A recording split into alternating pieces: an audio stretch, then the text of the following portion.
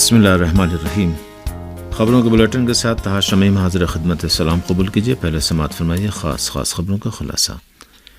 ہندوستان میں بڑھتے ہوئے مذہبی جنون اور پرتشدد واقعات پر ہندوستان کی کانگریس پارٹی کا رد عمل، حکومت کی خاموشی پر تشویش کا اظہار۔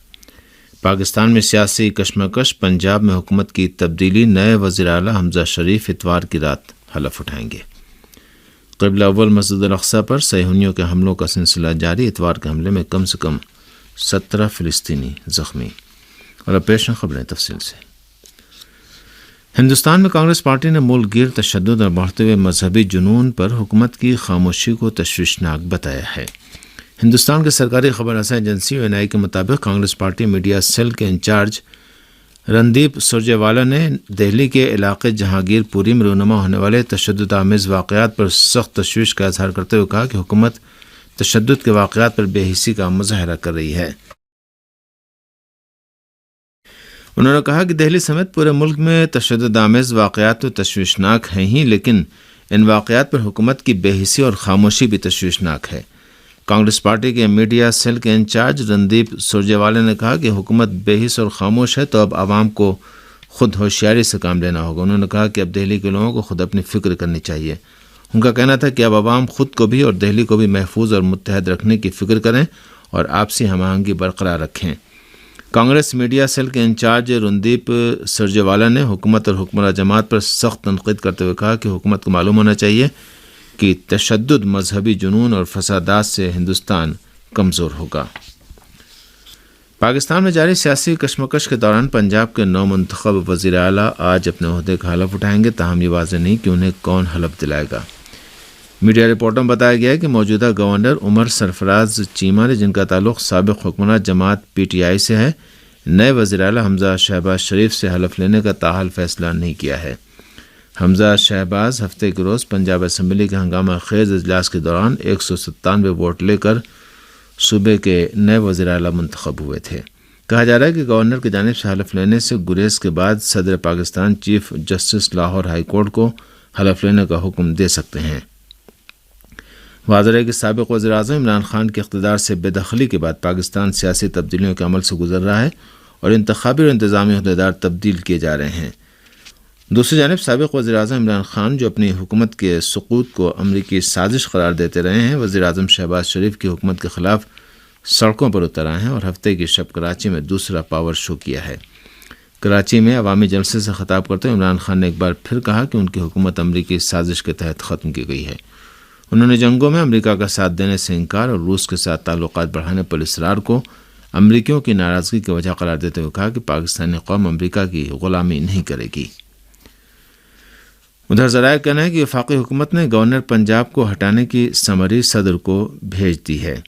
پاکستانی وقت کے مطابق 4:30 بجے گورنر پنجاب سرفراز چیمہ کی پریس کانفرنس شیڈول تھی اور اسی دوران ان کی برطرفی کی خبریں سامنے آئیں۔ سرفراز چیمہ نے اپنے وقت پر پریس کانفرنس شروع کی۔ اس دوران ایک صحافی نے ان کی برطرفی کی خبر انہیں سنائی اور سوال کیا۔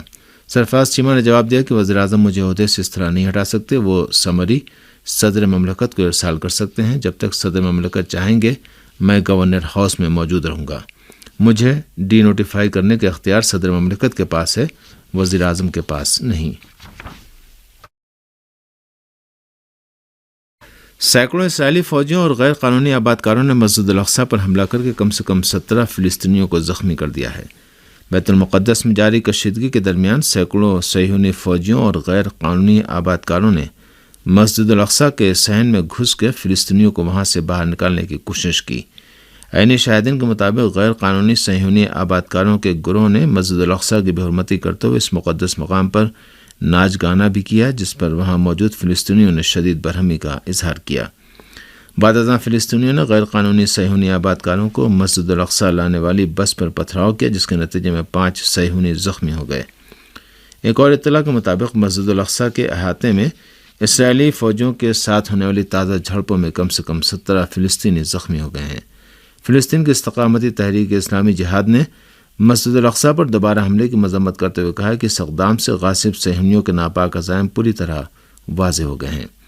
اسلامی جہاد کے جاری کردہ بیان میں کہا گیا کہ مسجد الاقصی پر صہیونی فوجیوں اور غیر قانونی آبادکاروں کے حملے بھرپور جنگ اور لڑائی میں تبدیل ہو سکتے ہیں۔ اسلامی تبلیغات کی کوآرڈینیشن کونسل نے ایک بیان میں اعلان کیا کہ مسلمانوں کے قبل اول مسجد الاقصیٰ کی کسی بھی قسم کی بے حرمتی تمام مقبوضہ علاقوں میں غاصب صہیونی حکومت کے خلاف انتفاضہ کے زور پکڑنے اور امت مسلمہ میں غم و غصہ بھڑک اٹھنے کا باعث بنے گی۔ اسلامی تبلیغات کی کوآرڈینیشن کونسل کی قدس اور انتفاضہ کمیٹی نے ایک بیان میں اعلان کیا کہ مسلمانوں کے قبل اول مسجد الاقصیٰ کی کسی بھی قسم کی بے حرمتی تمام مقبوضہ علاقوں میں غاصب صہیونی حکومت کے خلاف انتفاضہ کے مزید زور پکڑنے اور امت مسلمہ میں غم و غصہ بھڑک اٹھنے کا باعث بنے گی۔ اس بیان میں کہا گیا کہ مسلمانوں کے مقدس مقام کو جاہلیت کا نشانہ بنائے جانے سے غاصب صہیونی حکومت کے خلاف فلسطینیوں کی تحریک انتفاضہ مزید تیز ہوگی۔ ایران کے ادارے تبلیغات اسلامی کی قدس کمیٹی کے بیان میں کہا گیا ہے کہ فلسطینیوں کی استقامتی اور مزاحمتی تحریکوں کی جانب سے غاصب صہیونی حکومت کو منہ توڑ جواب دیا جائے گا اور اس غاصب حکومت کی بساط لپیٹ کر رکھ دی جائے گی۔ اس بیان میں یہ بھی کہا گیا ہے کہ ضیافت اللہ اور رمضان المبارک میں جمعے کے روز مسلمانوں کے قبل اول مسجد الاقصیٰ میں روزہ دار فلسطینی نمازیوں پر صہیونی فوجوں کی وحشیانہ جہریت پوری امت مسلمہ میں شدید غم و غصہ بھڑک اٹھنے کا باعث بنا ہے اور اس وحشیانہ اقدام کے نتیجے میں بے بس غاصب صہیونی حکومت اپنا بچاؤ کرنے پر مجبور ہو گئی ہے۔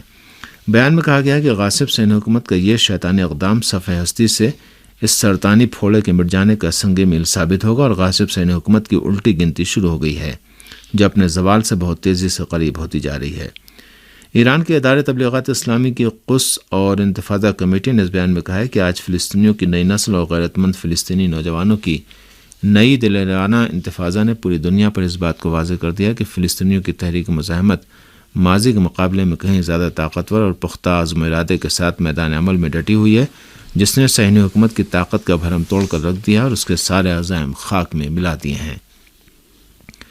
ادارے اسلامی تبلیغات کی کوآرڈینیشن کونسل کے قدس اور انتفاضہ کمیٹی نے مسجد الاقصیٰ پر جاہلیت اور اس مقدس مرکز کی بے حرمتی نیز فلسطینی نمازیوں پر حملے کی شدید مذمت کرتے ہوئے عالمی برادری، انسانی حقوق کے تمام تنظیموں نیز تمام اسلامی ملکوں سے مطالبہ کیا ہے کہ وسطائی دور کے ظلم و جور اور اس جاہلیت کو بند کرانے کے لیے اپنے انسانی اور تاریخی نیز شرعی فرائض پر عمل کریں اور مظلوم فلسطینیوں اور ان کی مزاحمتی تحریکوں کی بھرپور حمایت کریں۔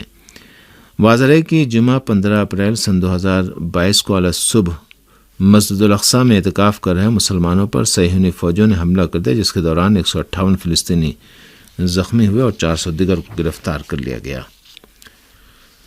فلسطین کی تحریک فتح کی فوجی شاخ الاقصیٰ بریگیڈ نے مقبوضہ غرب اردن کے مختلف علاقوں پر صہیونیوں کے حملوں کا جواب دینے پر تاکید کی ہے۔ الاقصیٰ بریگیڈ نے کہا ہے کہ صہیونیوں کے حملوں کا جواب دیں گے۔ الاقصیٰ بریگیڈ قدس اور غرب اردن کے مختلف علاقوں پر صہیونیوں کے بڑھتے حملوں کے مد نظر کسی بھی طرح کے حالات کا مقابلہ کرنے کی تیاری کے لیے فوجی مشق منعقد کر رہی ہے۔ الاقصیٰ بریگیڈ کے ترجمان ابو محمد نے کہا کہ غزہ میں الاقصیٰ بریگیڈ کی فوجی مشق سے فلسطینی عوام اور مزاحمتی تنظیموں کے مابین اتحاد ظاہر ہوا اور الاقصیٰ بریگیڈ مقبوضہ غرب اردن میں صہیونیوں کے جرائم کا جواب دے گی۔ جمعے کی نماز کے بعد ہزاروں کی تعداد میں فلسطینیوں نے مظاہرہ کیا اور فلسطینی مزاحمتی تنظیموں نے مسجد الاقصیٰ پر صہیونی پولیس کے حملوں کا جواب دینے کا مطالبہ کیا۔ اقوام متحدہ کے نمائندہ دفتر نے افغانستان کے صوبے خوست میں پاکستان کے فضائی حملے میں عام شہریوں کی ہلاکت پر گہری تشویش ظاہر کی ہے۔ افغان ذرائع کا کہنا ہے کہ جمعے کی شب پاکستان کی جانب سے صوبے کنڑ اور خوست پر کیے جانے والے فضائی حملے اور گولہ باری میں کم سے کم 45 افراد مارے گئے ہیں، جن میں زیادہ تعداد عورتوں اور بچوں کی ہے۔ کابل میں اقوام متحدہ کے نمائندہ دفتر کے جاری کردہ ایک ٹویٹ میں کنڑ اور خوست پر پاکستان میں عام شہریوں کی ہلاکت پر تشویش کا اظہار کیا گیا ہے۔ ٹویٹ میں کہا گیا کہ وہ افغانستان کے سرحدی علاقوں پر پاکستان کے حملے کی تحقیق کر رہی ہے۔ دوسری جانب طالبان انتظامیہ کے ترجمان ذبیح اللہ مجاہد نے اپنے ایک ٹویٹ میں پاکستانی حکام کو مخاطب کرتے ہوئے لکھا ہے کہ افغانوں کے صبر کا امتحان لینے کی کوشش نہ کی جائے اور آئندہ ایسے اقدامات سے گریز کیا جائے۔ روس نے دعویٰ کیا ہے کہ ماریوپول شہر سے یوکرینی فوج کا مکمل صفایا کر دیا گیا ہے۔ یوکرینی ذرائع کا کہنا ہے کہ ماریوپول شہر میں لڑائی اب بھی جاری ہے اور اس میں شدت کا مشاہدہ کیا جا رہا ہے۔ پریس ٹی وی کی رپورٹ کے مطابق جنگ یوکرین کے آغاز کے 53ویں روز روسی فوج نے یوکرین کے دارالحکومت کیف سمیت متعدد اہم شہروں کو نشانہ بنایا ہے۔ کہا جا رہا ہے کہ یوکرین کا شہر خارکیف اور لویو بھی روسی فوج کے حملوں کی زد پر ہے۔ رپورٹ میں بتایا گیا کہ روسی فوج کی پیش قدمی بدستور جاری ہے اور ماریو پول شہر کے تقریباً تمام علاقوں کو یوکرین کی فوج سے پاک کر دیا گیا ہے۔ ادھر روسی وزارت دفاع کے ترجمان نے کہا ہے کہ ایک یوکرینی مال بردار ہوائی جہاز کو اودیسا کی بندرگاہ کے قریب مار گرایا گیا ہے۔ ایگور کناشنکوف نے بتایا کہ مذکورہ مال بردار بحری جہاز یورپ سے اسلحے کی بھاری مقدار لے کر یوکرین جا رہا تھا۔ دوسری جانب یوکرینی فوج نے دعویٰ کیا ہے کہ اس کے ایئر ڈیفنس یونٹ نے پولینڈ کی سرحدوں کے قریب روس کے میزائل حملے کو ناکام اور اس کی جانب سے داغے جانے والے متعدد کا مشاہدہ کیا جا رہا ہے۔ اسی دوران یوکرین کے صدر ولادیمیر زیلنسکی نے ایک بار پھر ماریو پول شہر میں انسانی الیمیہ کی بابت سخت خبردار کیا ہے۔ انہوں نے کہا کہ اگر ماریو پول شہر سقوط کر گیا تو پھر روس کے ساتھ امن مذاکرات عملی طور پر ختم ہو جائیں گے۔ یوکرین میں جنگ کے آغاز سے اب تک فریقین کے درمیان مذاکرات کے کئی دور ہو چکے ہیں، تاہم ان کا خاطر خواہ نتیجہ برآمد نہیں ہو سکا ہے۔ ترکی کی وساست سے ہونے والے یوکرین روس مذاکرات میں بھی زیادہ پیش رفت نہیں ہو سکی تھی اور صرف عام شہریوں کے انخلاء کی غرض سے بعض شہروں میں جزوی جنگ بندی پر ہی اتفاق ہو سکا اور یہ عمل بھی بار بار تعطل کا شکار رہا۔ فرانسیسی عوام نے اپنے ملک کے صدارتی انتخابات کے نتائج کے خلاف احتجاجی مظاہرہ کیا ہے۔ ایران پریس کی رپورٹ کے مطابق اس مظاہرے میں، جس میں یلو جیکٹ، فاشسٹ مخالف تنظیمیں اور لیبر یونین کے اراکین بھی شامل رہے، نہ میکرون نہ لوپن جیسے نعرے لگاتے ہوئے صدارتی انتخابات کے دوسرے دور کا بائیکاٹ کیے جانے کا مطالبہ کیا گیا۔ فرانس کی سیکورٹی فورس نے بھی آنسو گیس کا استعمال کرتے ہوئے مظاہرین کی سرکوبی اور انہیں منتشر کرنے کی کوشش کی۔ فرانسیسی مظاہرین کا کہنا ہے کہ میکرون اور لوپن دونوں ہی امیدوار ان کے ملک کی صدارت کی اہلیت نہیں رکھتے۔ 10 اپریل کو ہونے والے صدارتی انتخابات میں میکرون نے 27.84 اور لوپن نے 23.15% ووٹ حاصل کیا اور اس طرح ان دونوں امیدواروں کے درمیان 24 اپریل کو ہونے والے دوسرے دور کے صدارتی انتخابات میں مقابلہ ہوگا۔ خبریں ختم ہوئیں۔